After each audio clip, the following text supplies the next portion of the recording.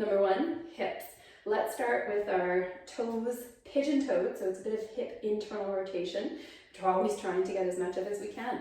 Irradiate, so core and breathing, and you have to stay connected to this anterior abdominal wall because the spine is where the hip loves to steal from. And just see, with your right hip, can you draw just a small circle, but check your back that it is not moving. And if it's not compensating or moving, draw a bigger circle. How far can you go back? How far can you go to the side?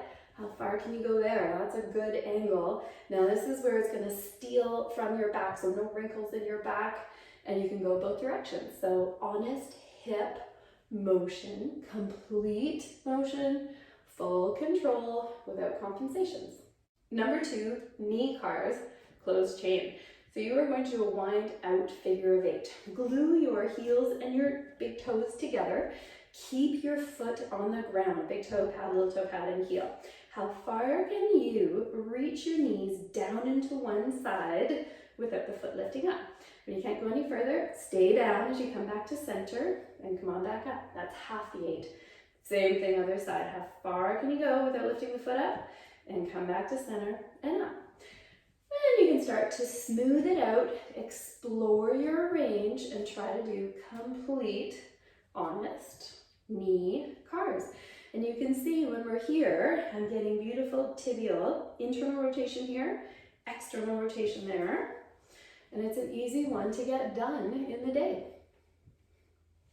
Number 3, ankle cars loaded. So this time we're going to do a wind forward figure of 8. So you are going to see winding down how much you can hinge those knees and ankles forward, and then you're going to wind back up. So winding down without the heels coming off the ground. And you can do both directions, but you'll know that's where your end range is. So getting that 3-dimensional maximum dorsiflexion. Number 4, midfoot, hindfoot.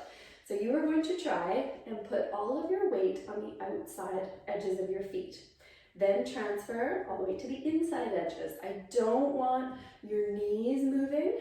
Knees and hips stay still, and it's the foot underneath the hip and the knee that should be moving. So there are 26 bones under your ankle. And the idea here is we need to get them moving. We want dissociation of the inside of the foot, medial arch, lateral arch, and all of those 26 bones.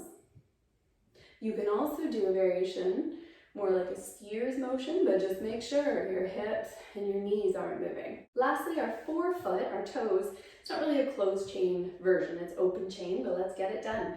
So pick your toes up, spread them wide, reach them long, and rest them down just to prepare and set up. Then, keeping 2, 3, 4, 5 down, lift your big toe up as high as it can. Make sure you're not rolling to the outside of your foot, and then let it come down. Big toe stays down, lift 2, 3, 4, 5, up all the way without rolling to the inside, and then let them come down. Repeat that a few more times. Dissociation, dexterity. We've got a lot of important moving parts down there, and they all have a job. We don't want compensating, we want independent function.